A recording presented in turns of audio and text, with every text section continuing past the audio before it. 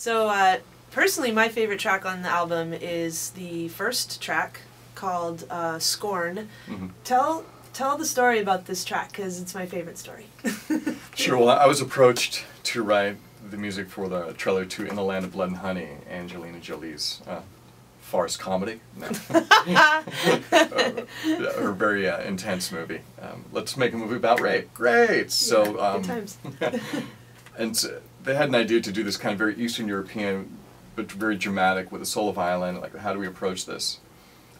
That was partly my idea, partly what I brought to the table, and went back and forth in this process, making these very intense images and supporting them with this music. And ultimately, the trailer was recut by Angelina herself, who decided, I'm going to put in something, her own idea of what the music should be. So I had this amazing track that we had spent a lot of time on, and it wasn't going to go anywhere. So that became the title track for the album. I love it when that stuff happens, because you never know what is going to stick and what isn't, and then you end up writing this beautiful piece, and sometimes when it has the intention of written for something rather than just pulled out of air, because obviously in trailers we don't always know what kind of music is needed for a trailer, so often you're probably just pulling it out of the air and going, here it is, I'm assuming someone will use this, but when you have actually picture to score to, and it's an idea that is happening first, sometimes it turns out even better because there's an intention there, and I always love that. And so that leads me to my next question about how, as a film composer and a TV composer, you are often scoring the picture, and then when you're writing trailer music for position music, you have no picture to write to, and I'm telling you, hey, we got this adventure movie coming out, go write something for adventure. I can't tell you what the movie is, I never know myself, because that's the process, obviously, but how do you feel the differences are? What's your process? What do you like better? Sure. This is interesting, because I actually, to people in the trailer world, I always find this really surprising that I work on lots of big movies, and I have in the past, but when it comes to the trailers, there's this secretive nature, like, we can't tell you what it is. We can't risk sending you the picture. I'm like, I have the Da Vinci Code on my hard drive, right? Like, before it comes out. Like, I have Superman, and so, like, we can't even send you a picture for that. I'm like, I already have the movie. It's okay. They still won't send me the picture. Right. It's such a competitive industry. But I think doing the film, doing TV, and doing some songwriting that I started getting into recently, it keeps you fresh. So if you approach me about something that doesn't have a picture, it's not as intimidating.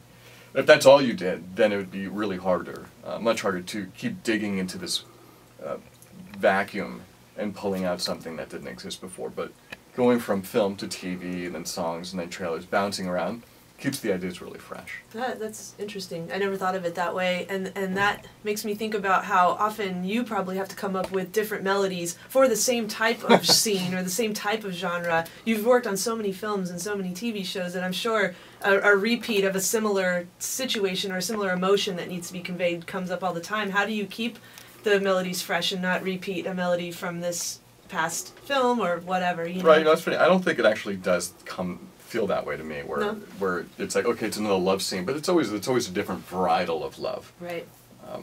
It's a different type of hero. Yeah. So you're always trying to write as specific as you can for the character. But what does happen is that I've had many melodies that you write for something that don't get used. And we never throw anything out to composers. So I'm like, okay, I'm going to take that.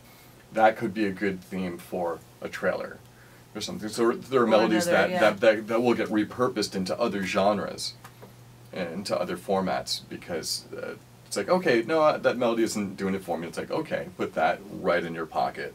Yeah, and you don't want to waste it. Yeah. Because absolutely not. It's like they don't grow on trees. Yeah, those are good ideas. So why not? No good idea gets thrown out. That's good. You don't even throw out the bad ones a lot of the times. You hold on to them because you never know when when they're going to be useful to you. Would you say that there have been some of those melodic ideas that were in your back pocket that ended up on the album of Untold? Not really. No? That was more. I just feel like I needed to get it out of my system, because I'd been doing so much very heavy stuff, and it was sometimes the music just has to come out, and you're like, so that's why I started it and sent you a bunch of tracks. Like, here's just what I needed to do.